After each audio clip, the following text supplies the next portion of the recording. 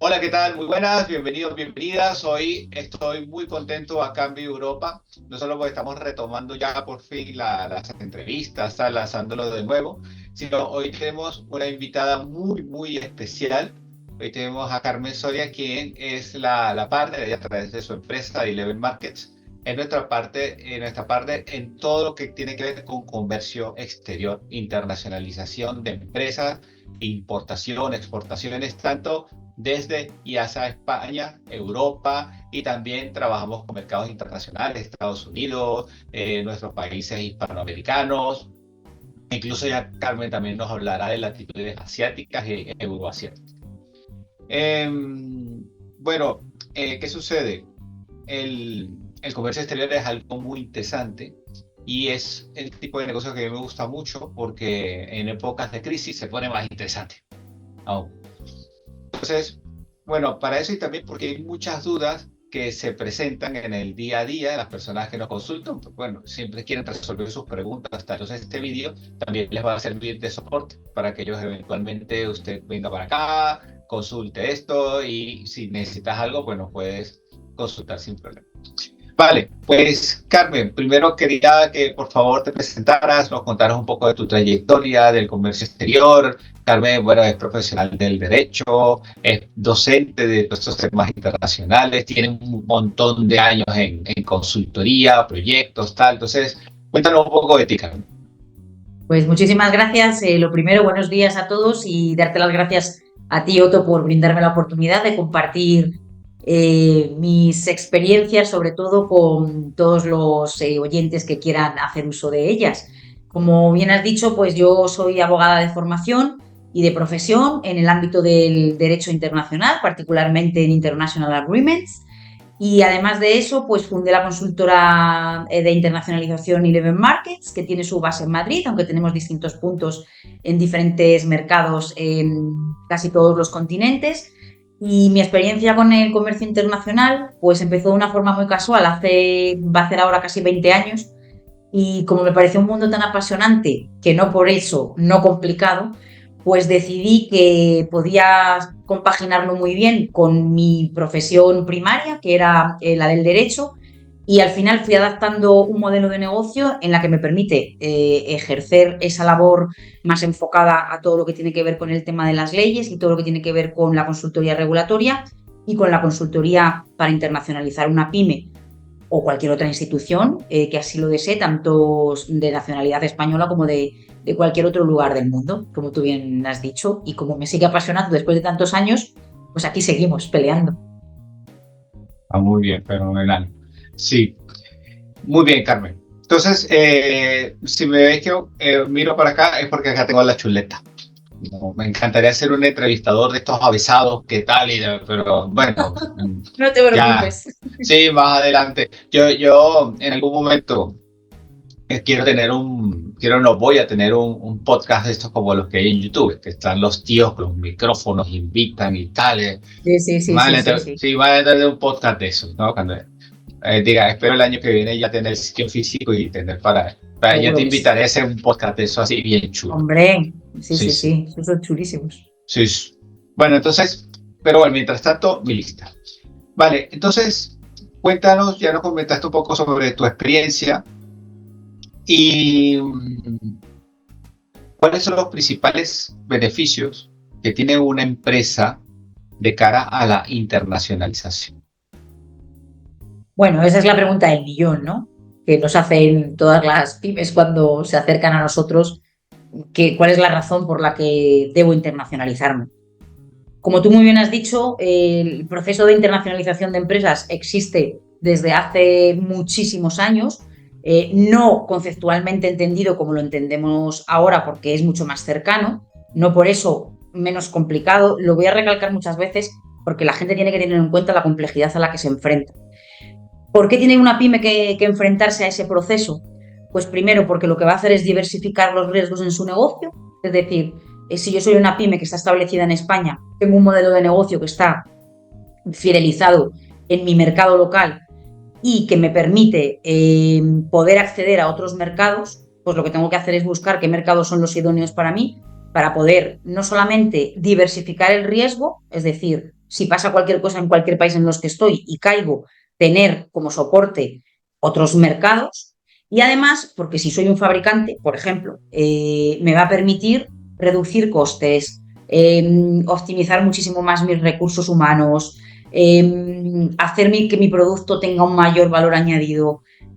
Esas, entre otras muchas cosas, eso sería de forma general. O sea, al final, cuando una empresa decide que quiere salir al exterior, es primero porque tiene capacidad para ello en cuanto a producto o servicio y sobre todo para no poner, como vulgarmente decimos, todos los huevos en una misma cesta, sino yo voy a ir poniendo pequeños nidos en distintos sitios que a mí me van a permitir crecer y además estar seguro y no tener, si por circunstancias geopolíticas, como pasa ahora, a mí se me cae un mercado o que me cae mi propio mercado por una crisis, como pasó en el 2008 aquí en España, pues tener la posibilidad de no parar mi actividad y seguir creciendo.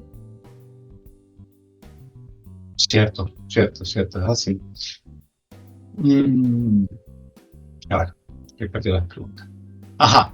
¿Qué papel juega España en el comercio internacional y cuáles son sus ventajas de cara a la Unión Europea? Que es una de, como ya tú lo sabes, una de las consultas que recibimos muchas empresas que quieren aprovechar el puente que significa España para la Unión Europea. Cuéntanos. Pues, a ver, el papel que tiene España respecto al mundo en cuanto a la internacionalización, teniendo en cuenta el nivel poblacional que tenemos, no está mal, o sea, podríamos decir no está mal. Sí que es verdad que hay sectores en los que se podría hacer muchísimo más, pero también es verdad que las pymes necesitan de ayuda. Necesitan, una pyme necesita que alguien le guíe y le lleve de la mano casi en todas las etapas que supone la internacionalización de una empresa.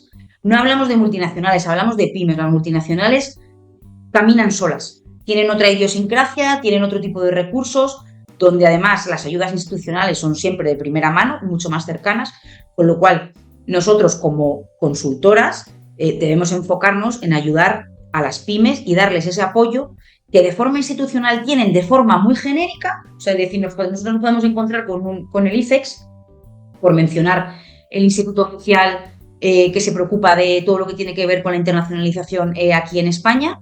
Hace un trabajo muy bueno en cuanto a estudios, información, llevarles de la mano hasta un punto, pero en ese punto del camino se quedan solos. Y hay pymes que no tienen capacidad para seguir solas. Por eso yo siempre digo que hay que buscar apoyos.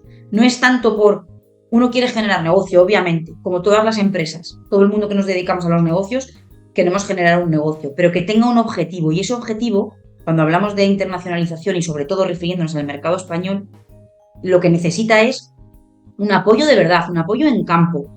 Una empresa tiene que conocer de primera mano a qué se enfrenta, qué le puede pasar y si le pasa, qué es lo que tiene que hacer. Esto es fundamental. ¿Qué ventaja tenemos como país de la Unión Europea respecto a otras zonas del mundo? Obvio que con Latinoamérica tenemos una cosa que es básica, que es el idioma, que nos sirve a la hora de comunicarnos, no tanto de hacer el negocio propiamente en sí, porque al final las identidades culturales marcan mucho los procesos internacionalizadores. Luego seguramente saldrán más preguntas donde profundizaremos un poquito en ello.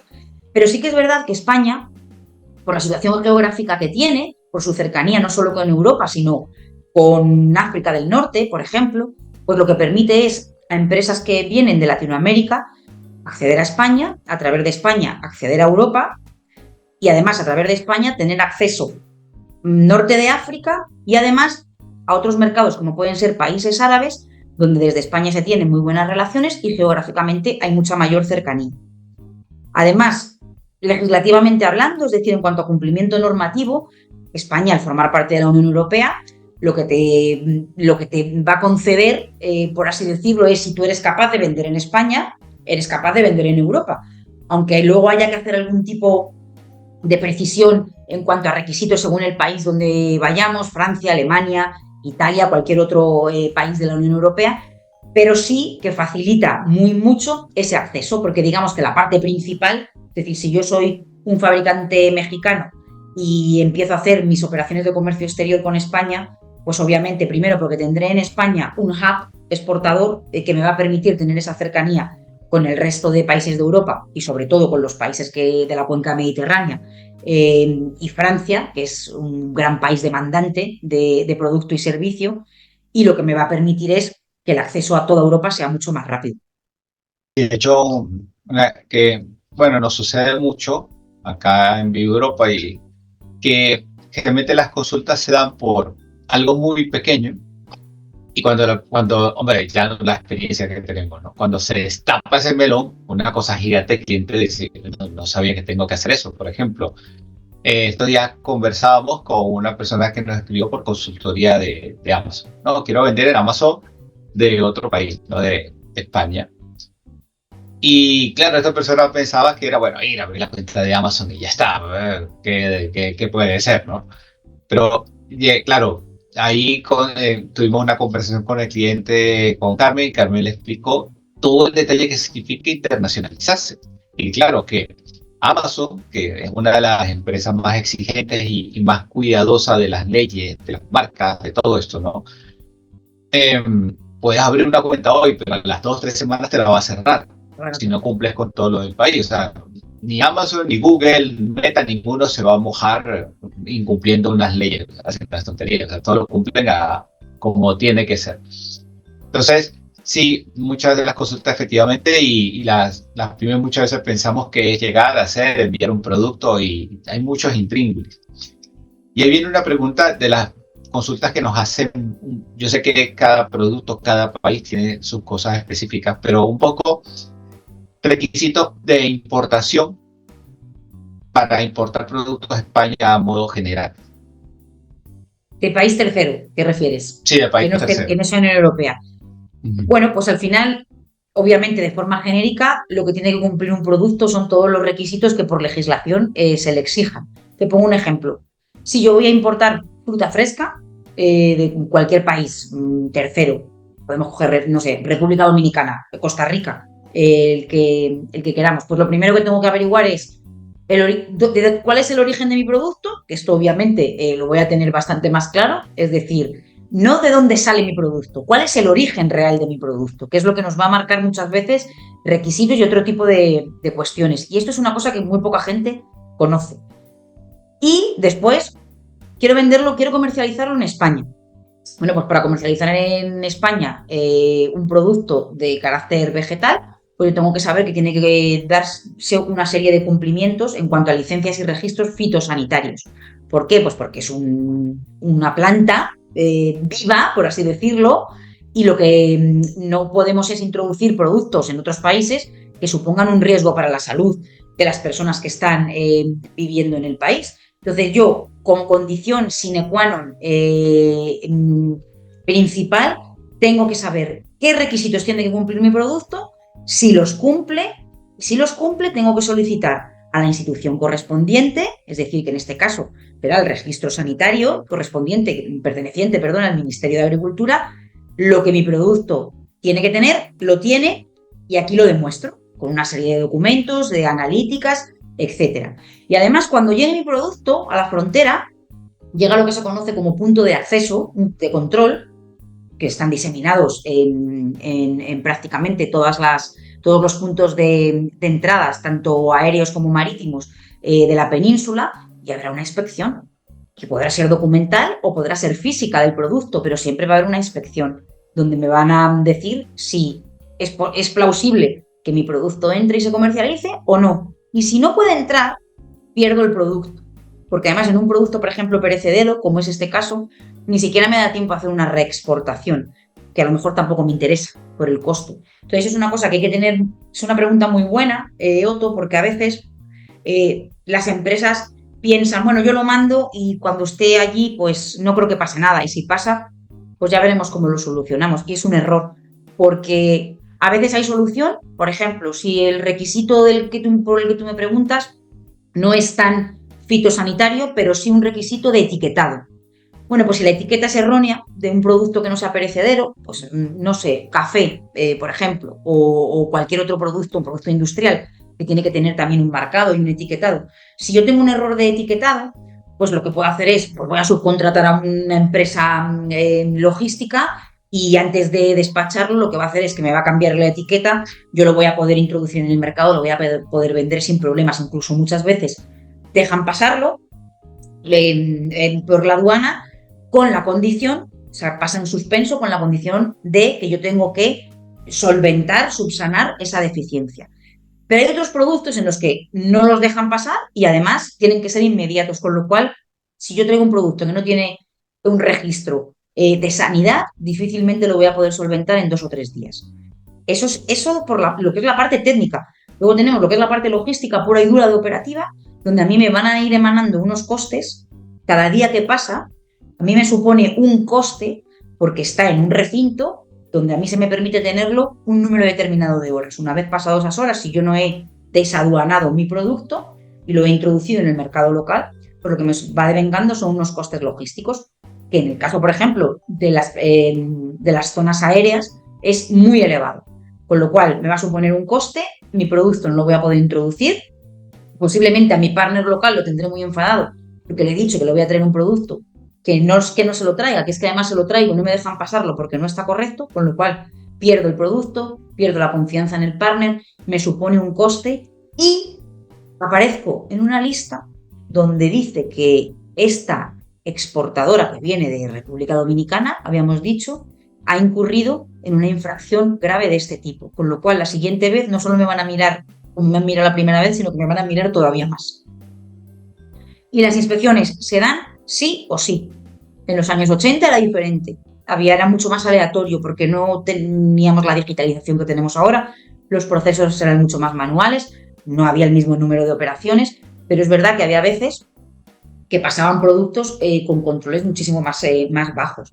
Actualmente los controles son muy altos y específicamente en productos perecederos, en juguetes, sobre todo juguetes tanto para niños en edad a partir de 3 años y particularmente para niños de 0 a 3 años, cosméticos, fertilizantes, productos químicos, todos esos subsectores que entran en Europa, en este caso da igual que entren por España o por cualquier otro país, comentamos España porque nos hemos circunscrito a España por considerar Latinoamérica, todos tienen una inspección de la forma que sea, tienen un control y un seguimiento. Entonces eso tiene que tenerlo la empresa que quiera exportar los productos e introducirlos, tiene que tener muy claro que es mejor que tarde 3 meses, pero que los traiga en condiciones.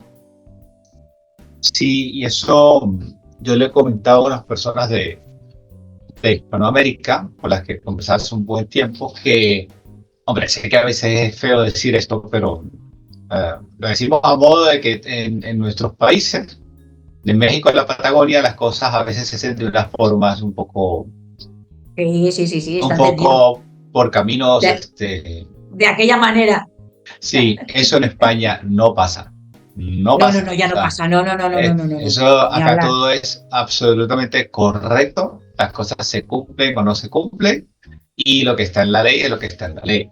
Los funcionarios Exactamente. trabajan muy apegados a derechos, son personas sumamente correctas. De hecho, en mi experiencia, no solo como en temas internacionales, es mi experiencia como persona en España. Yo acá con casi una década acá. A ver, hay excepciones, no voy a entrar en eso, Sí, bueno, pero eso va con la pero condición humana. O sea, es decir, sí, que pero hay mi excepciones, experiencia. claro. Hay preguntas para los funcionarios de España y digo, qué maravilla de gente. O sea, sería, mi experiencia, una que otra vez, pero a mí siempre me ha ido muy bien. A ver, también yo soy un hombre muy respetuoso de las leyes y los procesos y tal, ¿no? Pero bueno, en fin, sí, entonces a nuestros queridos amigos de nuestros países hay que cumplirlo todo y por Sí, es eso que lo que dice Carmen, ajá, dígame, no, Carmen, claro. no, que no nos, o sea, es que no cumplirlo y tener o jugar con la posibilidad de poder pasar un producto es como jugar a la ruleta rusa. O sea, es decir, pues a lo mejor tengo esa suerte en ese momento de que puede pasar, pero en el siguiente momento no voy a pasarlo. Entonces, no es cuestión de, a veces dice uno, hombre, es que es meter miedo a la gente. No, todo lo contrario. O sea, no se trata de meter miedo, sino de tener las cosas muy claras. Yo siempre digo que pocas cosas pasan en comercio internacional para las barbaridades que se hacen. O sea, a veces no hay seguridad jurídica en casi ninguna operación pequeña. la gente no entiende o no conoce el alcance que pueda tener el incumplimiento de determinadas normas. Entonces, obviamente, tú puedes tener la suerte de que el control que te hagan pueda ser más pequeño o que no te lo hagan, pero no es lo que va a pasar de forma natural. Entonces, si la primera vez no, la segunda te va a pasar seguro. Es mejor hacerlo bien de primeras y te evitas muchos problemas y mucho coste, ¿eh? O sea, no es solo el problema del desarrollo de negocio en sí, que es bastante, sino además el coste que te supone. Eso, a ver, en cualquier aduana del mundo sabemos que cuando la mercancía se queda, los depósitos, la posibilidad de que sea destruida, los costes de aduanas, todo eso es de loco. De loco. Sí, sí, sí. Y bueno, entonces hablamos de importación, ahora hablemos de una empresa española que quiera exportar, porque muchas veces se ve como mi experiencia también es que en las consultas es, hombre, pero es que tenemos una moneda fuerte, es una ventaja para muchas cosas, pero es una desventaja a la hora de exportar, es lo que está posicionado en la mente de las personas. Sin embargo, o sea, en España, lo que yo he estudiado, ya tú me lo confirmas o me dices, oh, todo esto es así o no, eh, siempre ha sido un país con una plataforma exportadora muy potente. Yo recuerdo llegando a España hace casi una década, en un curso, conocí una chica que era médico, y yo nunca te he contado esto, una chica que, o sea, de profesión médico, pero se dedicó al comercio exterior. Y esta mujer exportaba galletas, leche, o sea, una cosa como muy típica a China, pero hacía un negocio, o sea, que nos contaba y, a ver, no era cuento y tal, sino, bueno, mi mujer y yo entramos con confianza con ella, empezamos a conversar, fuimos a tomar un café y nos contaba las cosas y yo decía, Dios mío, qué impresionante, ¿no? Y esta vez la estoy recordando ahora, ¿no? Y dice, si en aquel tiempo ya me dice, sí, yo exporto a China, pero vamos, a un montón, dejé de ejercer la medicina hace un buen tiempo. Entonces, para esas empresas que quieran, que no se animan, que tienen un buen negocio ya consolidado, o fíjate, esta mujer era distribuidora, ni siquiera era comercializadora, ni siquiera producía nada. Era un poco Eh, actual, me imagino que actuaba de intermediaria, ¿no? de intermediaria, sí. Entonces, ¿tú qué les recomiendas? ¿Qué visión tienes de eso, de la exportación desde España de productos españoles a otros países? ¿Tú cómo lo ves? Requisitos, Bueno, pues, todo esto. pues a ver, al final España tiene sectores donde tenemos empresas con mucha tecnología y empresas muy potentes. O sea, el problema que tiene ahora, bueno, no problema, la situación, podríamos decir, eh, que se da en el comercio internacional es, por un lado, los productos básicos, entendiendo por tal commodities y productos que no tienen valor añadido, los mercados están muy atomizados, es decir, están hipermaduros, son mercados donde las demandas que hay son mucho menores y la competitividad se basa en el precio. Entonces, ¿qué ocurre? Si yo soy una empresa que tengo capacidad para competir en precio y tengo productos que no tienen valor añadido, pues lo que tengo que hacer es buscar mi nicho de negocio, en qué países se demanda mi producto, busco el nicho de negocio, hago un estudio de precios, puedo entrar y si puedo entrar, como voy a vender mucho volumen, me va a compensar. Una vez que determine cuál es mi mercado o cuáles son mis mercados, dónde está la oportunidad de negocio para lo que yo hago, pues lo que tengo que hacer es preocuparme de averiguar si yo no puedo, con ayuda de expertos, de qué es lo que tiene que tener mi producto para poderse comercializar en determinados países. Siguiendo el ejemplo que tú has puesto, por ejemplo, de China, China, paradójicamente, es uno de los países donde la regulación de acceso de producto a su mercado es de las más estrictas del mundo. ¿Qué quiero decir con esto? Que para vender alimentos en China, entre otras cosas, como has puesto tú el ejemplo de alimentos, los requisitos que a mí me demandan las autoridades chinas son bastante elevados. Estamos hablando de China continental. Tenemos luego la parte de Hong Kong, que eso sería para hacer casos más específicos, pero nosotros estamos hablando ahora de China continental. Entonces, ¿qué ocurre? El mercado chino es enorme, demanda absolutamente todo lo que nos podamos imaginar, pero los precios son precios que en muchos casos no cubren costes de los fabricantes. Entonces, un fabricante que se quiera meter en la aventura de vender un producto que no tiene valor añadido en China lo tiene muy complicado. por la competencia, porque los requisitos son muy duros. Yo, como profesional del comercio internacional, le aconsejaría que se fuese a otros mercados, como por ejemplo mercados del África subsahariana, donde demandan esta serie de productos, los precios no son tan inferiores y la necesidad es mucho mayor. Y el acceso, legislativamente hablando, aunque tienen también sus requisitos, porque además es una cosa a tener en cuenta, hasta hace, no sé, 20 años, el acceso a determinados mercados podía parecer que uno vendía en África así, pues sin nada, y ya no es así. Igual que pasa en Europa, porque además siempre se siguen los modelos europeos. Entonces, todos los países van cogiendo como ejemplo la Unión Europea, con lo cual nos encontramos los profesionales del sector jurídico que, según van pasando los años, los requisitos legales de los distintos países, que a priori podrían ser más fáciles, a veces son incluso más complejos que en Europa, porque lo que hacen es transponer las legislaciones armonizadas europeas, sus zonas de influencia. Entonces, para una pyme española que tiene una trayectoria consolidada aquí en España, ¿tiene opciones de salir al exterior? Seguro, y siempre sí. Hay que saber encontrarlas. Es que a lo mejor la pyme está pensando en irse a Nueva Zelanda y resulta que donde se tiene que ir es a Francia, Alemania e Italia, que son los países que de forma natural demandan nuestros productos. Porque además tengo muchas cosas ya hechas. Tengo el producto que ya lo vendo en España, tiene una trayectoria en Europa, con lo cual ya tengo hecho esa parte de acceso a mercado. Tengo cercanía geográfica y además tengo cercanía no solo geográfica para enviar el producto, sino para yo ir directamente.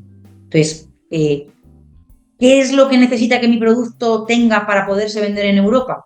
Valor añadido. Yo tengo que encontrar el nicho donde mi producto va a entrar en Europa porque tiene algo que lo hace diferente. Fabricación, coste, porque yo soy buenísimo en marketing y mi empresa hace un marketing espectacular, que ese ha sido el éxito de mi negocio en España, la estrategia que yo tengo, y la voy a trasladar a un país como Francia. Y luego una cosa que tienen que tener en cuenta las pymes siempre, y aquí entramos más en la parte del desarrollo comercial propiamente dicho, es que tengo que adaptar mi producto al mercado al que voy. Francia está haciendo frontera con España y a la hora de vender un producto yo tengo que adaptarlo. No vendemos de la misma forma. Ni la forma de venta, ni el canal de venta seguramente será el mismo, ni el packaging será el mismo. Seguramente tendré que hacer alguna modificación si estamos hablando, por ejemplo, de alimentos que van enlatados. Pues a lo mejor aquí una lata de tomate es de 400 gramos y resulta que en Francia es de 525. Pues tengo que hacer, si quiero vender en Francia, quiero decir, si yo quiero de verdad internacionalizar mi empresa, tengo que adaptarme al mercado donde voy. Hay un error común a pensar que yo lo hago muy bien, yo soy una empresa buenísima y sí, hombre, voy a ir yo a que me digan a mí lo que yo tengo que hacer. Y no se trata de eso, no te dicen lo que tú tienes que hacer, lo que te dice el mercado es, mire, es que usted vende este producto y lo que tiene que hacer es adaptarlo al mercado porque si no, no se lo van a comprar. Y eso, eso es la identidad cultural, al final. O sea, la identidad cultural marca muchas veces por qué un producto entra aquí, por qué este producto lo tengo que hacer de esta manera, por qué aquí resulta que hago la caja roja y no le gusta a la gente y sin embargo lo vendo en Alemania y les encanta. Para todo eso, pues se hace un estudio de mercado, un benchmarking, un cotejo con la competencia, con los que ya están vendiendo allí, con mi competencia aquí si ya está exportando. Al final es, cuanta más información yo tenga, más me va a facilitar a mí ese proceso de venta de mi producto en el exterior. Sí, eso es antropología pura y dura. Sí, efectivamente. Es que el comercio internacional, hay una parte muy bonita que además a veces se le dedica muy poco tiempo cuando pues, se da un máster y es ese componente de lo que es lo que se llama la negociación internacional, ¿no? Y cuando uno está negociando, tú tienes una persona sentada enfrente, ¿qué encuentras tú en esa persona y qué va a encontrar la persona en ti para que tú muchas veces hagas esa conexión? Porque a veces el negocio no se hace por el producto, a veces el negocio se hace por la persona con la que te sientas o no se hace. Es muy importante, se le dice genéricamente identidad cultural, factor cultural y efectivamente, pero más allá de poner culturas absolutamente diferenciadas, como puede ser obviamente si yo me voy a Emiratos Árabes o me voy a Egipto y me siento con un empresario de allí. Obviamente, la cultura obviamente es diferente, partiendo de que tenemos conceptos religiosos distintos. No quiere decir que uno sea practicante, pero al final uno, en la cultura que se educa y en la sociedad en la que nace, marca mucho, ¿no?, tus pautas de comportamiento, ¿no? Entonces, no es solo que tú respetes, obviamente, esto se da por supuesto a la persona con la que tú estás negociando, a las personas con las que negocias, sino que además tú tienes que encontrar siempre un punto en el que tú haces ese match con la persona que tienes enfrente. Y si no lo encuentras, es muy difícil que cierres el negocio. Es muy complicado.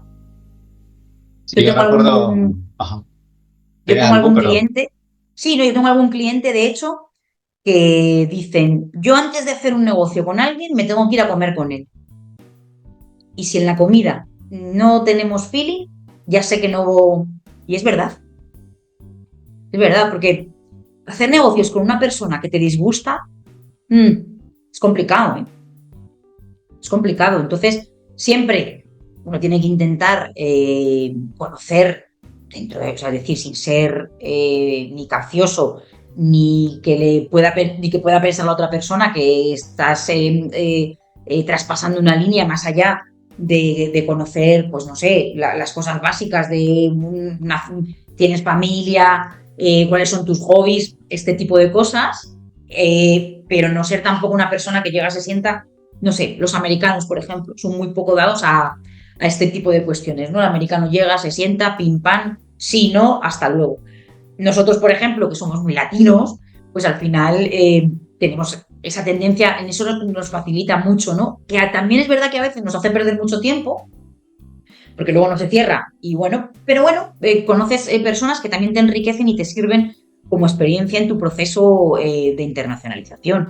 Entonces, pues mira, os cuento una anécdota así muy, muy tonta y muy rápida, con una negociación en Egipto. Yo me voy a Egipto a negociar un contrato con una empresa además muy importante, la mayor exportadora de patata del mundo, que están en el Cairo, y el director de operaciones, que yo no le conocía, yo conocía al CEO, con mucho equipo, pero el director de operaciones era nuevo, yo no le conocía.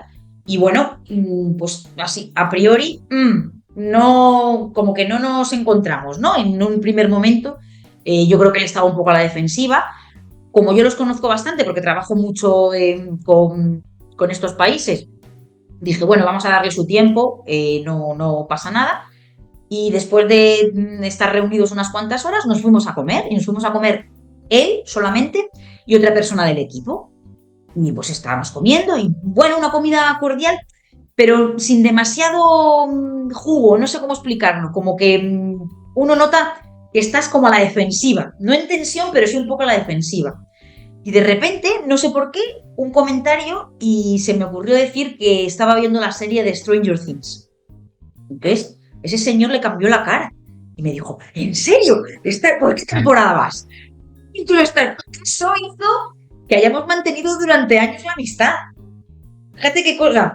A partir de ahí empezamos a hablar de series, de películas. Resulta que a él le gustaba bailar, a mí me encanta la danza. O sea, una cosa que a priori, esto no te lo cuentan en ningún sitio. O sea, uno no va y dice, pues de repente surgió ahí algo que tenías en común y que lo que hizo fue desbloquear pues esa relación que teníamos ahí, que estaba ahí como sí, pero no acababa. Y acabó con una cosa tan que no tiene nada que ver ni con derecho, ni con comercio internacional, ni con... Pues bueno, es también saber un poquito ahí dónde tirar un poquito, y de cuando uno percibe un resquicio, dice, pues ya está, ya lo he encontrado. Y la verdad que es muy gratificante, además. Joder, Stranger, sí, yo no pude pasar de la primera temporada. Yo creo que vi 4 capítulos Para que y ya veas, está. o sea, fíjate, ¿ves? O sea, es que es una cosa que además es casual, o sea, que no es, uno se ha preparado, como salen en las películas, no, venga, a ver, vamos a hacer un profile, a ver, que le gusta, pues cosas de ese tipo te pasan, vamos, a mí muchísimas, o sea, yo tendría para estar aquí hablando 3 semanas de este tipo de cosas. Y al final lo que te hacen es, bueno, pues encuentras ahí y estás, todo el mundo está como mucho más relajado, porque es como mucho más distendido. De hecho, fíjate, después de la comida me dijo, ¿tienes prisa? Dije, no, me voy a ir al hotel. pues venga, vamos a darnos una vuelta en una falúa en el Nilo. Y así, y dije, que a mí, sinceramente, cuando uno está trabajando, al final lo que le apetece muchas veces es ya irse al hotel, pero le dije, sí, sí, sí, claro, pues. Y ahí se forjó el inicio no solo de una amistad, por así decirlo, sino de una línea de negocio en la que además ya los interlocutores éramos él y yo. Bien interesante, ¿no? Sí, sí, por eso digo que es mucho también de psicología, lo que tú has dicho. O sea, es pura. O sea, el estudio antropológico muchas veces, cuando tú estás hablando con alguien y de repente lo asocias con alguna de las cosas que tú has visto, has estudiado, que a mí me ayuda muchísimo. Más allá de los conocimientos profesionales que tengamos cada uno, pero muchas veces no va de demostrarle a nadie, yo me sé las leyes de memoria, sino va pues de empatizar y de saber también pues contar que no contar. A veces uno no debe hacer demasiados determinados comentarios, pues porque a lo mejor en nuestra cultura o con tus amigos de toda la vida están bien, pero con personas con las que estás haciendo una reunión de negocios, pues, hombre, pues a lo mejor no queda bien. Yo cuando vivo este tipo de cosas, pues a mí me violentan, ¿no? Entonces, yo digo, hombre, pues no hace falta, uno puede ser más elegante, ¿no? A veces no. Así que, bueno, pues estas cosas, que me enrollo yo, tú córtame, que yo me enrollo y no termino. Sí, no, no, yo te entiendo. Yo analizo mucho el contexto antropológico, el cultural, el psicológico de la persona y hay una conexión entre personas. Hombre, que eso sí, ya es algo que más allá de todos los estudios que puedas tener, es una cosa que se da. Simplemente se da o no se da. Sí, sí, sí, sí, sí, sí, por eso digo que a veces, bueno, pues no se da, no se da, no, no pasa nada. Es que no, y a veces no surge, pues no, ya está, no otra cosa, pues no vamos a perder más tiempo. Y es que a veces se ve ya de entrada que no. Yo cuando acompaño a algún cliente, alguna negociación, y ya estás viendo que está muy duro todo, que estás viendo que no van a poner nada de su parte, que no se va a poner nada de nuestra parte, pues no perdamos tiempo. Se da uno la mano, se va y tan contentos y no pasa nada. No, a veces las cosas salen y otras no. Es igual que las relaciones personales, ¿no? Pues a veces empeña uno, se empeña. Y es tan fácil como decir, pues no va, no sale, no se coincide en este momento de la vida, pues ya se coincidirá y si no, pues ahí fuera hay un mundo maravilloso con millones de empresas con las que poder hacer negocio. Sí. Vale, hombre, las preguntas que tenía acá, ya varias me las has ido respondiendo, fenomenal. Interesante la que sigue y común, ¿no? Importar de China a España. Hombre, en principio vas a Alibaba, pum, pum, pum, pum, pum. Alibaba tiene todo resuelto, desde el punto de vista teórico, ¿no?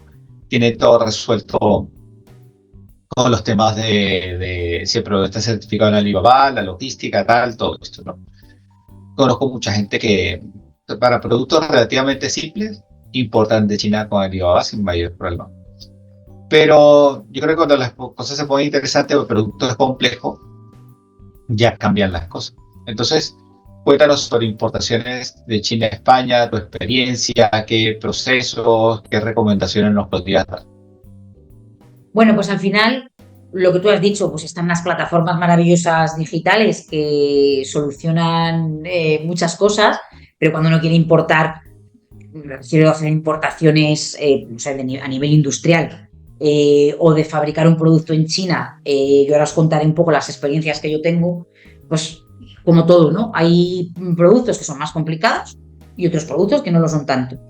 La complejidad del producto nos la da qué tengo yo que cumplir para que ese producto chino lo pueda comercializar en España o en Europa, porque no sé, me da lo mismo que entre por España que entre por cualquier otro país. Hay una parte muy importante de las importaciones chinas que es todo lo que tiene que ver con pequeño electrodoméstico, por ejemplo, y hasta hace relativamente pocos años los controles que se hacían con ese tipo de producto no eran tan exhaustivos como se hacen ahora. Entonces ahora, en general, la experiencia que yo tengo es que una empresa española, por ejemplo, quiere vender determinado producto y se pone en contacto con un proveedor chino que le va a fabricar el producto. Porque aquí tendríamos, a grosso modo, dos opciones. El producto está hecho y terminado y yo lo que voy a hacer es comprar el producto e importarlo en mi mercado Y otra opción, yo quiero vender un producto y quiero que me lo fabriquen con mi marca, con la marca que yo diga, etcétera. Entonces, ahí habría dos fases. Una fase, si el producto está terminado, pues yo lo que haré será elegir el proveedor que a mí me dé más seguridad, mejor precio, más garantías y lo compro. Y en ese caso lo que me tengo que asegurar es mucho de que los documentos que me da son válidos y que lo que me está diciendo que me vende es lo que me vende. Y digo esto y hago hincapié porque una de las cosas, sobre todo durante la pandemia, que nosotros hacíamos era verificar que los documentos que les mandaban a los compradores eran reales. Hay determinados tipos de productos donde requieren unos certificados de lo que se denomina organismos notificados. Esos organismos notificados tienen un numerito asignado por la Unión Europea. Si a mí me dan un certificado, tiene que aparecer el número del organismo que lo notifica. ¿Yo qué hago? Me pongo en contacto con el organismo por las vías que nosotros tenemos y me van a decir si ese documento es real o no es real. En muchos casos te dicen es real, en otros casos no tenemos constancia ni nos consta que se haya hecho ningún tipo de análisis, ningún tipo de test de este tipo. Esto pasa mucho. Pero a nivel de pequeño electrodoméstico, que lo pongo como ejemplo porque es uno de los sectores que tiene más movimiento, incluyendo todo lo que podéis imaginar, cables, bueno, ya lo sabéis, que todo lo que es electrónica de ese tipo se compra en China, o sea, no es una novedad. Y luego, en el caso de que yo quiera fabricar mi producto, pues lo que tengo que hacer es, primero, tener mucha confianza en el fabricante que voy a elegir, porque además le tengo que pedir igualmente que tiene que cumplir con todos los requisitos. En general, siempre el proveedor o fabricante chino te dice que tiene todo. Sí, yo tengo todo. Mándamelo. Te manda cosas que no tienen mucho que ver o, no, es que yo necesito, por ejemplo, para vender la mayor parte de los productos de este tipo, o juguetes, por ejemplo, que es otro gran... China es un gran proveedor de juguetes. Es que tiene que tener una cosa que se llama marcado CE, pero que no es que yo le pongo el marcado porque a mí me da la gana, que esto se hacía mucho. No, es que hay un reglamento europeo y unas leyes europeas donde a mí se me dice que tiene que tener mi producto según el producto que sea, es decir, según la categoría de mi producto, a mí me van a pedir una serie de documentos o una serie de procesos.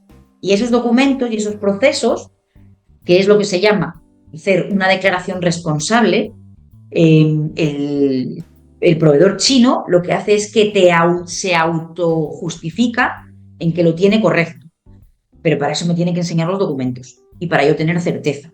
Porque yo como importador español tengo que hacer una cosa que se llama declaración de conformidad, que quiere decir que yo soy consciente que lo que estoy trayendo es conforme a la ley. Y si lo traigo y está mal, la culpa no es de la empresa china, la culpa es mía, que el importador hace las veces de productor o distribuidor. En el momento en el que comercializa el producto, todas esas figuras tienen la responsabilidad. En el caso de otros productos, como pueden ser, por ejemplo, dispositivos médicos, necesitan, además de estas declaraciones de conformidad, cuando los traigo de China, que la empresa que los fabrica tenga en Europa lo que se llama un agente autorizado, que puede ser el importador directamente. O sea, yo como importador, mi proveedor chino me hace una autorización y yo soy el agente autorizado. ¿Cuál es mi función? Pues que si hay cualquier problema, salta cualquier alarma con ese producto en Europa, las autoridades se van a poner en contacto conmigo y yo soy el responsable último.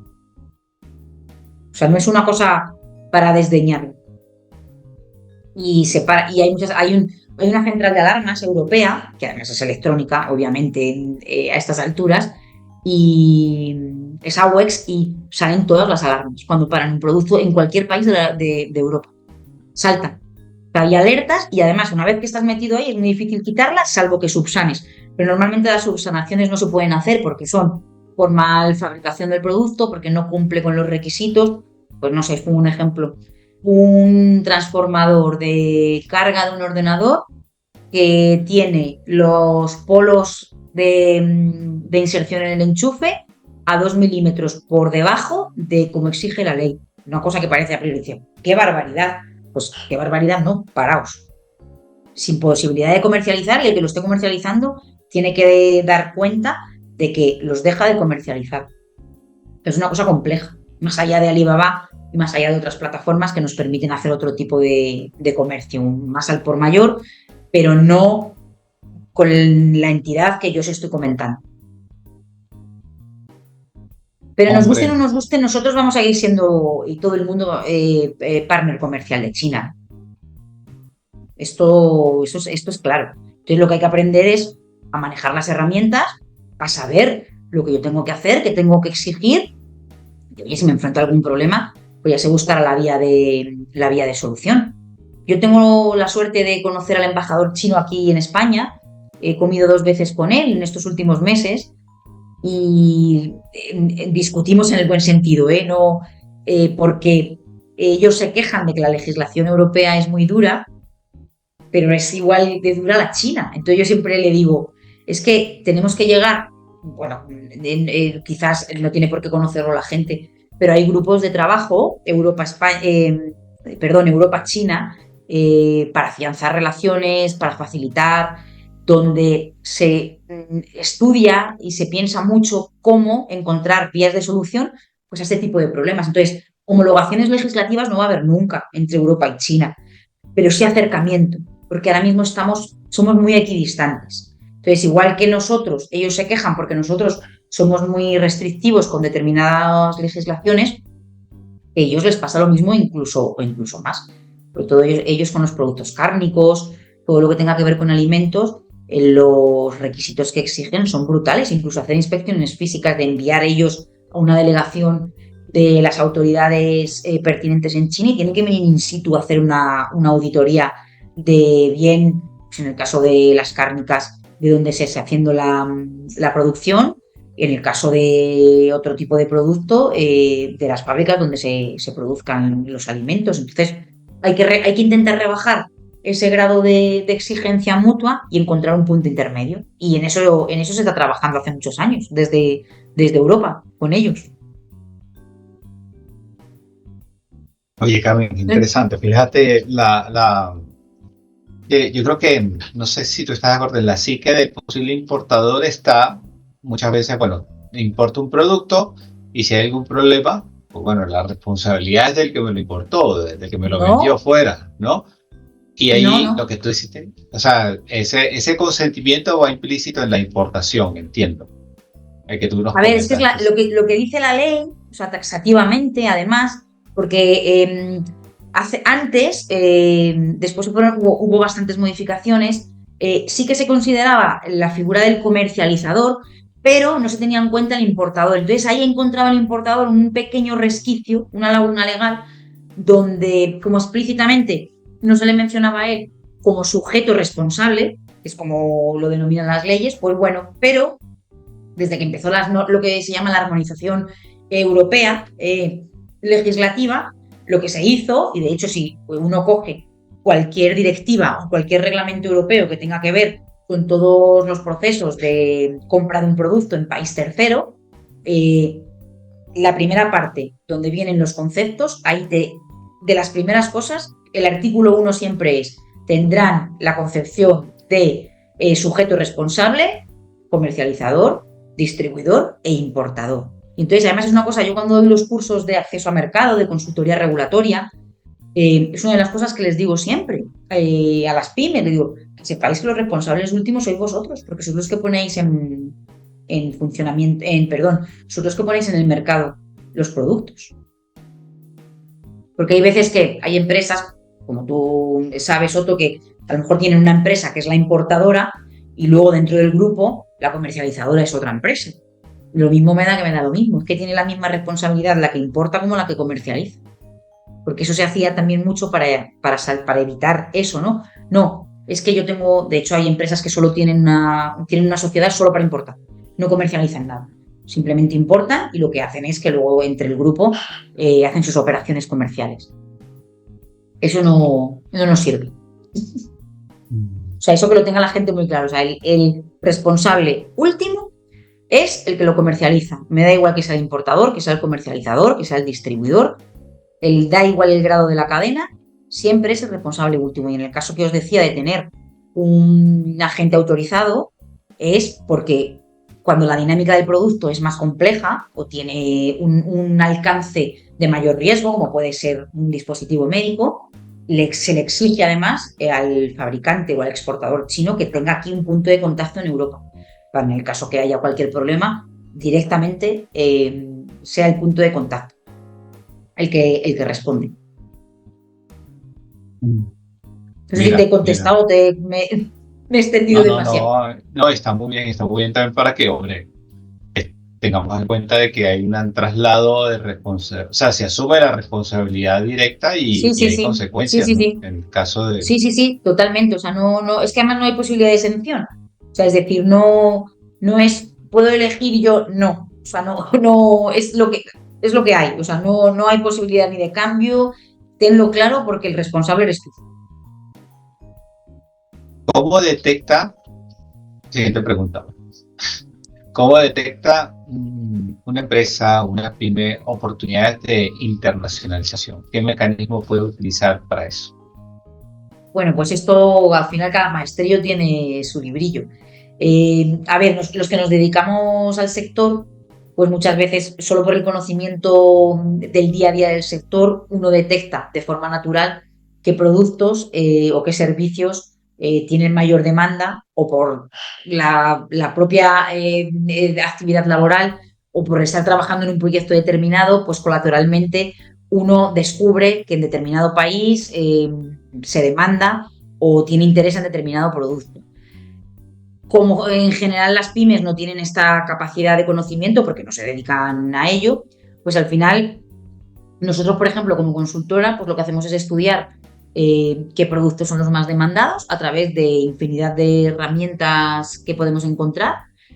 Nosotros siempre, por ejemplo, en nuestro caso, las herramientas que utilizamos son oficiales, quiero decir, son públicas, o sea, no utilizamos herramientas que no estén contrastadas, porque a mí de poco me sirve manejar unos datos que me van a dar una información que no es la real. Entonces, hay una cosa importante a tener en cuenta, que es que la herramienta que yo utilice sea pública y que la información que me dé no tenga más una antigüedad mayor de 2 años, porque si tiene una antigüedad mayor de 2 años está obsoleta para buscar oportunidades de mercado. Y hay una cosa también muy importante, que es, en teoría, cuando yo estoy en un sector, yo sé lo que hace mi competencia y voy siguiendo lo que hace mi competencia. Entonces, si mi competencia me da pistas, yo tengo que fijarme en las pistas. No quiere decir que yo luego pueda hacer lo mismo, pero si yo me dedico al sector de hábitat y hago muebles y veo que hay una fábrica que es mi competencia directa y esa fábrica está vendiendo en Francia, pues a lo mejor está bien que yo lo utilice como recurso para por lo menos tenerlo en cuenta. La forma, digamos, más eficiente y más realista de saber dónde están las oportunidades de mercado es hacer un estudio de mercado. Yo catalogo mi producto dentro de lo que se llaman las partidas arancelarias o la tarificación o la codificación TARIC, y eso me va a dar la información de cuáles son las corrientes comerciales a nivel mundial. Es decir, mi producto que está catalogado en este número, con estos dígitos, primero, cuáles son los países que más lo demandan y a quién compran esos países. Eso es lo que a mí me va a dar la pista. Y si yo soy una pyme española, España, ¿cuánto exporta de ese producto?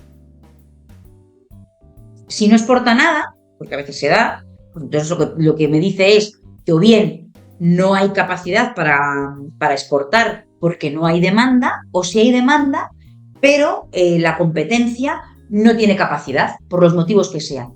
Bien porque no ha encontrado ese nicho de mercado, bien porque no le interesa, o simplemente porque no ha habido nadie que se haya dirigido todavía a explorar este sector. Con esto nos encontramos con casi todo en la vida.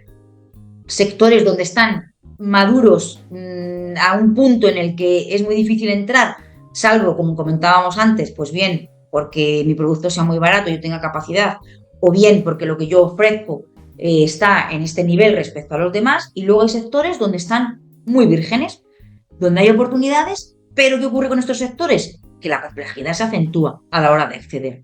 Porque abrir un mercado, lo que llamamos, voy a abrir mercado. El mercado es llegar a un mercado donde no existe lo que tú vas a ofrecer y a introducirlo en el mercado. Una vez que está abierto, eso es abrir un mercado. Yo ya como pyme digo, pues es que está la compañía X, voy yo y entonces entro en ese mercado que ya está abierto. Por eso las multinacionales son las que a veces se utilizan como empresas tractoras, que se llaman en el comercio internacional, porque son las que van abriendo ese camino. Abren marca europea, marca española, producto. Yo no tengo el producto de la multinacional, pero tengo otro producto que a lo mejor te puede interesar. Esto pasa mucho en el sector, por ejemplo, bienes de equipo, bienes industriales, sector irrigación, fertilizantes. Obviamente, el conglomerado empresarial es muy disperso. Hay multinacionales que tienen presencia a nivel mundial y hay otras empresas que van haciendo su camino y van siguiendo un poco ese rastro que va abriendo esa gran empresa, donde dice, pues si ha entrado esta empresa en Polonia, pues porque el cultivo que tienen requería esto, pues yo le voy a ofrecer al resto otra solución. Es un ejemplo como muy básico, pero es bastante real. O sea, es decir, yo al final me fijo mucho en qué hace mi competencia, qué hacen las empresas que están muy por encima de mí, voy a ver si tengo oportunidad. Pero al final es hacer un estudio, porque de forma espontánea es probable que nos lleguen determinados requerimientos. Esto es lo típico, todas las empresas tenemos la típica dirección genérica donde nos entran determinadas cuestiones. Pero la conversión de esos requerimientos es muy pequeña, por lo menos en el sector del comercio internacional. Porque a veces es simplemente porque yo tengo intención, pero eso es una cosa que hablaremos, imagino, luego en otras preguntas. Tengo que tener muy claro con quién voy a entrar yo en ese mercado, porque yo necesito a alguien. Y normalmente una pyme no es ella misma. Tiene que contar con un partner local. Y esa es otra de las figuras fundamental. Mi canal de acceso. ¿Cómo voy a entrar y con quién? Eso es fundamental. Y eso es una de las cosas que yo hago. Yo me refiero como pyme. O sea, las pymes tienen que hacer ese estudio es una cosa que se hace poco. A veces la gente piensa que es una pérdida de tiempo y yo soy de la opinión contraria. Cuanto más tiempo dediques a prepararte y cuanta más información tengas del mercado donde vas y de los productos, de tu competencia, de la competencia de allí, local, que también puede haber, más oportunidades tienes de tener éxito. Porque no das bandazos, porque vas sobre seguro, porque además a veces dejas de perder tiempo si tú sabes si tienes cabida o no tienes cabida. Si yo quiero vender una funda de móvil y la voy a vender a 25 euros y resulta que la competencia la vende a 5, yo difícilmente voy a poder llegar a 5. Con lo cual, pues a lo mejor me tengo que plantear o vender en otro sitio o vender otro producto. Y esto hay que decírselo a las empresas. O sea, no se le puede decir, sí, no te preocupes, que esto no tiene ningún problema, porque no es verdad. O sea, no. Y entonces en cuanto se lo presentas además a 3 distribuidores del mercado al que quieras ir, te va a decir imposible, yo con este precio no puedo. Que eso es otro tema también muy importante, que hay que tenerlo, considerar los costes desde el origen, desde el punto cero, hasta que llegan al usuario final, al mercado donde quiero ir. Que es lo que se llama hacer un escandallo de exportación o de importación, ¿eh? O sea, me da lo mismo vender que comprar en este sentido. Esto es una cosa que tampoco las unidades de coste cuesta mucho hacerlas en las pymes, bien porque no se sabe hacer, bien porque esto lo hemos visto todos. A ver, ¿cuánto nos cuesta hacer esto? 5, más 3, más 2, más tal, 12. Venga. Yo esto lo he visto y lo veo. O sea, no es una cosa que ¿sabes? O sea, que te quedas así a veces diciendo, hombre, vamos a hacer una cosa un poquito más elaborada. Para que no nos pillen luego sorpresas. Porque luego hay muchas sorpresas con la logística, porque los costes logísticos son muy elevados. Yo tengo que darle el coste asegurado, teniendo yo en cuenta que voy a tener el margen que yo quiero tener, que esto es muy importante. Cuando yo voy a vender al exterior tengo que tener muy claro con qué margen mínimo puedo yo vender o cuál es el mínimo margen que quiero yo tener para que me compense salir al exterior. Porque los costes son también de personal. Esto yo tenía un profesor hace muchos años en uno de los másters que hice y decía, es que hay el convencimiento erróneo en algunas pymes de pensar que porque tenemos a un becario que habla inglés vamos a salir al exterior. Y esto es un error. Pues saber inglés, francés, obviamente es necesario manejar idiomas, pero hay que tener las bases bien cimentadas de otras cuestiones. Y yo creo que sí que poco a poco las empresas van teniendo más conocimiento, más formación, se preocupan más, pero aún así yo creo que les sigue haciendo falta pues ese apoyo, lo que decíamos al principio, ese ir de la mano, ese si me encuentro con esto, ¿qué hago? ¿Cómo me negocio estas condiciones para que luego no me pasen determinadas cosas? Porque al final el proceso es tan inabarcable porque entra todo. O sea, es que entra todo desde la producción, la logística, los canales de aprovisionamiento, la venta, el equipo comercial, el coste del transporte, el coste financiero que voy a tener, qué personal tengo yo que tener destinado, o sea, todo lo que tenga que ver con la adaptación de mi producto, cómo me negocio yo las condiciones. Quiero venderle a un distribuidor, el distribuidor me pide exclusiva, yo se la voy a dar. Resulta que aunque no se la dé, no pasa nada porque de hecho la legislación suya local se la da automáticamente. Esto no lo conocen las empresas y luego hay muchos problemas. ¿Quién registra mi producto? Porque normalmente cuando yo vendo en un tercer país, el producto tiene que registrarse, igual que cuando lo importamos aquí en España y en Europa. ¿Qué va a hacer él con mi registro? Y si yo no quiero seguir teniendo más relaciones comerciales con él, ¿cómo hago para que me devuelva el registro? Todo esto está, pero en procesos simples, ¿eh? No nos estamos yendo a proyectos hipercomplicados, no, es el día a día. Por eso yo me cuido muy mucho de cuando trabajo con un cliente, hacerle ver todas las cosas a las que se va a enfrentar. Y se me olvidarán algunas. Siempre salen cosas, siempre. Claro. Justamente en estos días, recuerdas que hablamos con un cliente que quería implantarse en el mercado americano. Y bueno, entre otras cosas, no había considerado el registro de marca.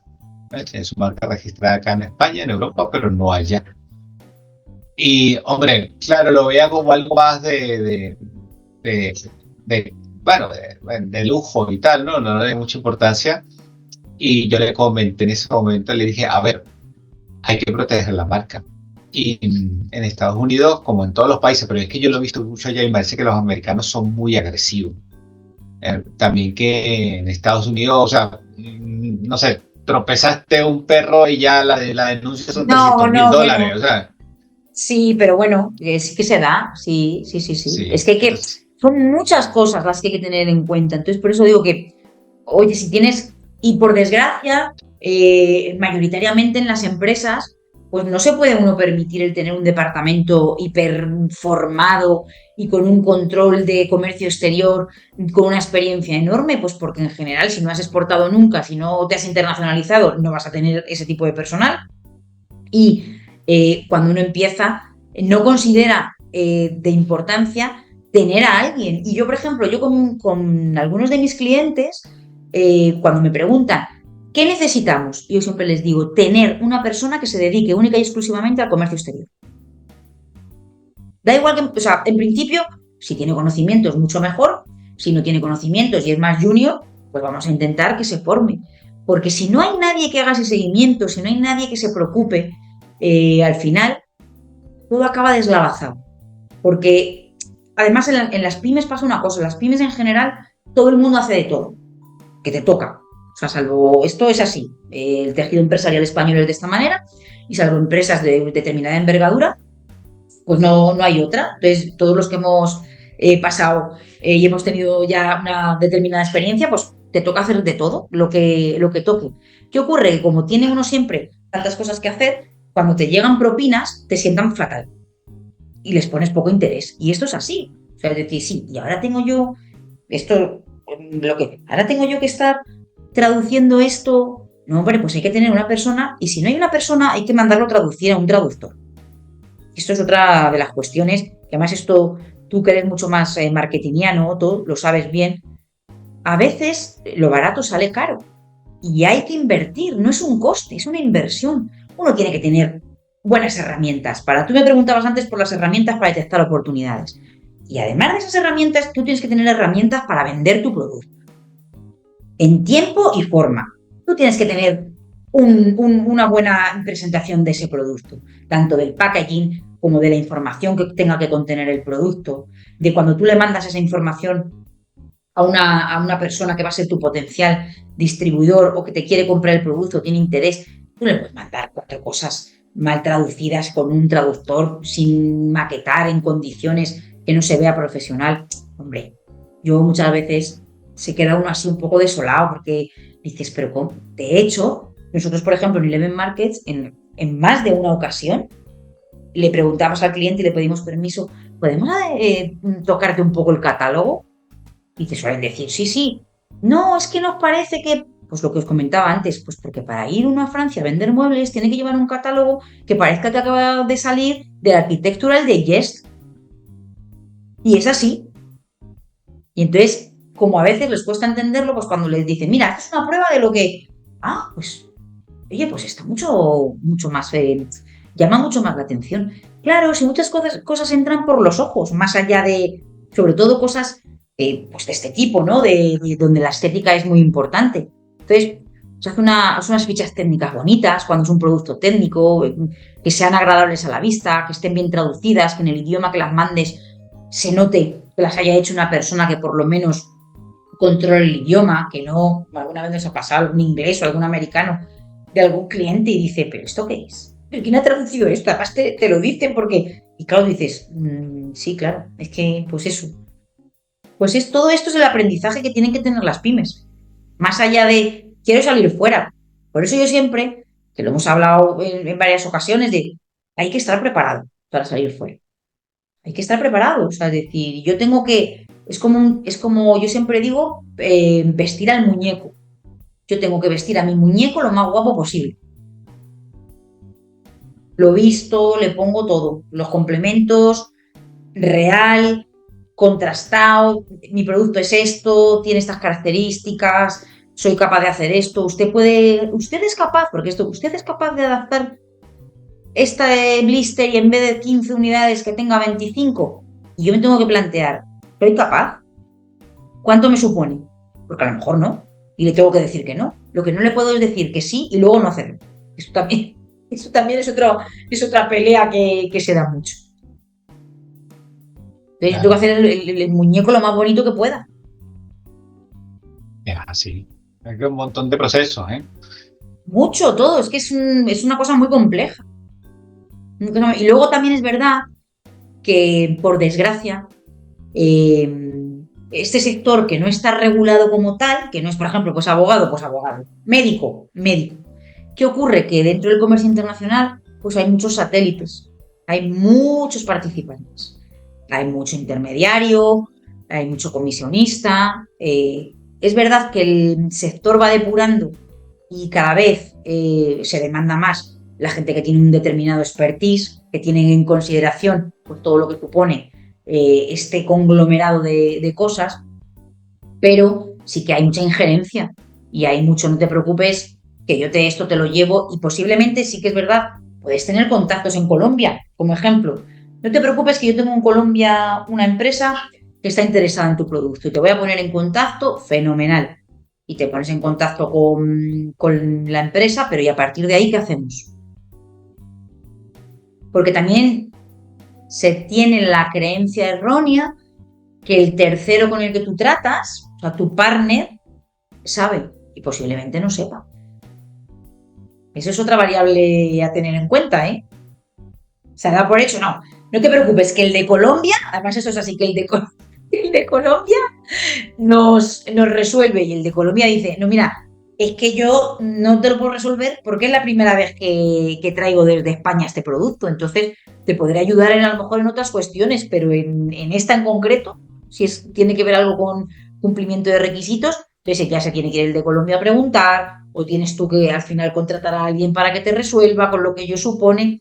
Bueno, pues lo que estamos comentando, si al final, si os dais cuenta, va un poco de lo que os decía al principio, cuanto más atado tenga mi proceso y más tenga en cuenta las contingencias que puedo tener, más éxito voy a tener. Es mejor empezar a vender dentro de 5 meses que empezar a vender dentro de 3 semanas mal. Dentro de 5 meses lo voy a tener todo controlado. o casi todo, porque siempre cosas, como bien sabemos en la vida, pueden acontecer y buscaremos la solución para ello, ¿no? Yo siempre digo además que siempre o casi para casi todo hay solución, si se ha hecho el trabajo medianamente bien.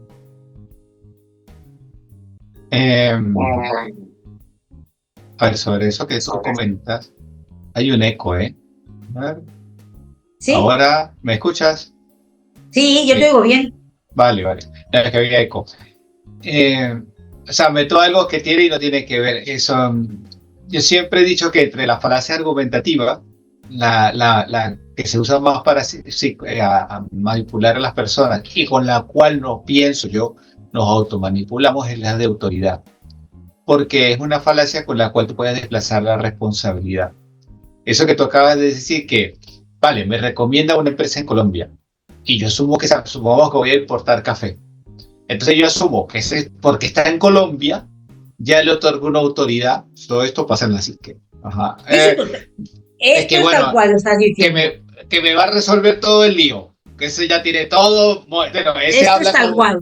Listo, habla con Juan Valdés, se carga el grano, lo empaca, tal, lo monta en el contenedor y lo envía para acá, ¿no? Exacto, es que es así, o sea, además es así, o si tengo yo pues si conozco yo en Ecuador, bueno, pues ya está, o sea, ya lo tengo solucionado. Sí. Entonces, ¿qué pasa? Que la falacia de autoridad tiene un problema, es muy interesante a nivel psicológico porque, uno, le otorga la responsabilidad a aquel, le das un poder que seguramente no tiene y tú te quitas responsabilidad. El ser humano, para quitarse responsabilidad, las personas responsables somos pocas. O sea, hay mucha gente responsable, pero para mí las personas responsables del planeta de población seremos un 20% si acaso. Pero tú te quitas esa responsabilidad y le otorgas autoridad a este. Claro, entonces ahí en ese momento, ¿qué pasa? Que las leyes te siguen dando la responsabilidad a ti como importador, al otro. O sea, claro. La falacia de autoridad me importa o tres pepinos. Sí. Pero sí que interesante eso que he dicho porque es totalmente cierto. Mira, ¿cuáles son las tendencias que ves en el comercio exterior? O sea, ¿hacia dónde ves que se dirige todo el comercio exterior? ¿Cómo se va a desarrollar en el futuro a mediano, largo plazo? ¿Qué perspectivas tienes?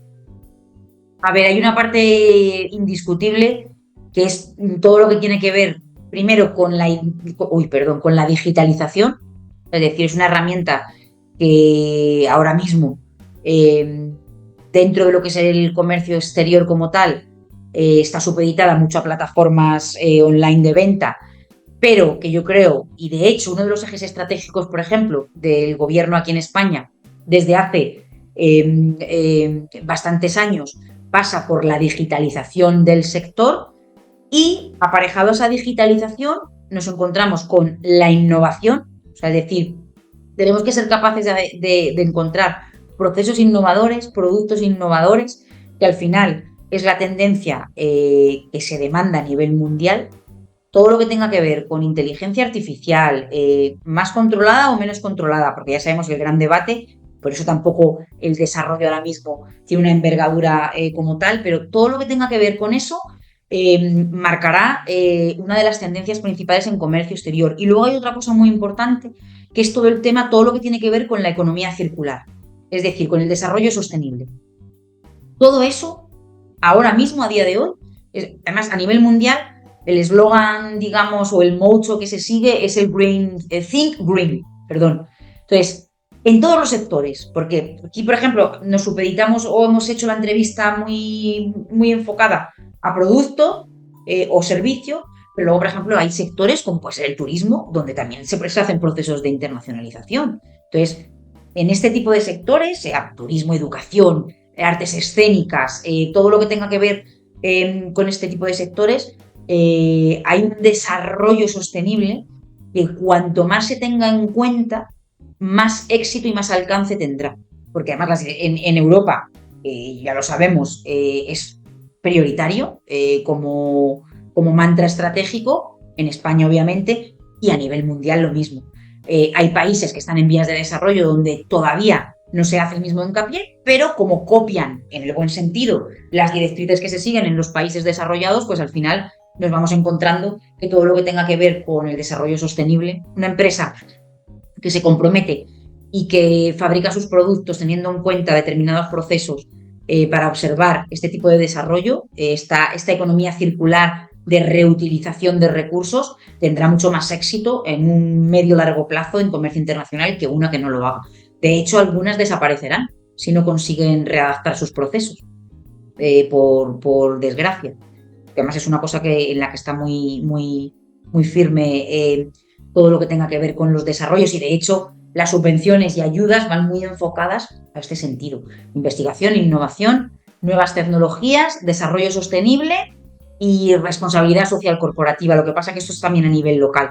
Al final es que las empresas tengan conciencia de que las actividades que hacen no solamente sirven para generar negocio, que es obvio, que es el objetivo o debe ser uno de los objetivos principales, pero hay que destinar una parte a que se incluyan en esos procesos pues bien personas con necesidades especiales, otro tipo de procesos, vincularse con países que necesitan ese apoyo en los desarrollos que están intentando conseguir. Entonces, todo eso sí que por tendencia premiarán a los países que se comprometan muy mucho con todas estas premisas. Hombre, muy bien, pues fenomenal.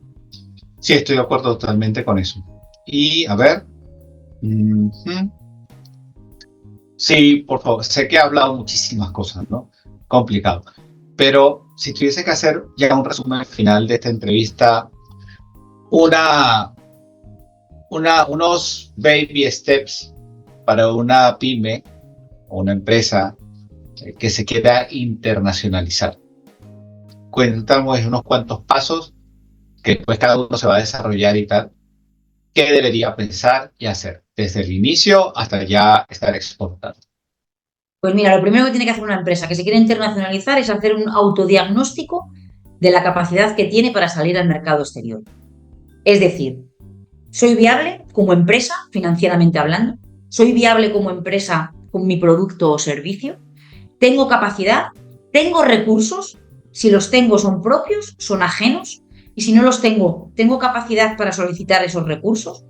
Y, fundamental, si me decido a salir al exterior, contar con apoyo y ayuda de especialistas del sector. Siempre, lo digo mucho, no lo digo por mí ni por nadie en concreto. Hay que ayudarse de personas que de verdad saben cómo hacer estrategias internacionales. A mí no me sirve de nada ir dando bandazos cuando al final no tengo a nadie que me diga, que me asesore, que me dé consejos, porque como empresa yo haré lo que yo quiera. Al final, las decisiones las tomará el órgano decisor de la empresa. Pero de verdad, me informo, primero me analizo, no me comparo con nadie. Para ver si puedo acceder al mercado internacional, tengo que analizar si yo como empresa, en este momento, tengo capacidad. Y marcarme unos objetivos. ¿Qué es lo que quiero yo cuando salgo al exterior? ¿Quiero vender más? ¿Quiero tener más negocio? ¿Más presencia internacional? ¿Quiero hacer marca? Que eso es una cosa que tampoco se plantea en la mayoría de las pymes. Sobre todo, para resumírtelo, puedo, en el caso afirmativo de cómo y con quién. Esto sería, digamos, una cosa principal. Yo necesito que me apoyen de verdad y que me hagan asesoría buena. Y luego, en última instancia, yo tomaré las decisiones que considere como empresa. Pero básicamente ese es el proceso.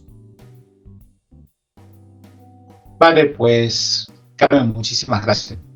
Ha Sí. sido toda Un una placer. cátedra. Ha sido una cátedra, la verdad. Lo que Seguro que necesites, ya lo sabes. claro que sí. Yo sé que las personas que vean esta entrevista y los cortos van a quedar encantados. Carmen, si quieren saber de ti, ¿dónde te pueden contactar? ¿Cómo pueden saber de ti?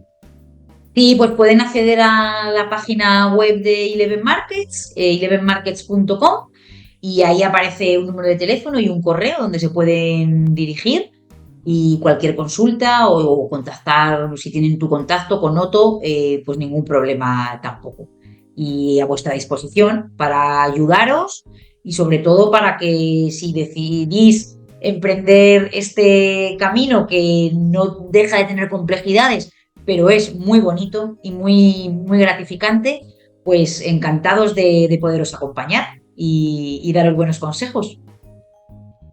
Claro que sí. Pues Carmen, muchísimas gracias. Adiós. Un placer. Adiós. Chao.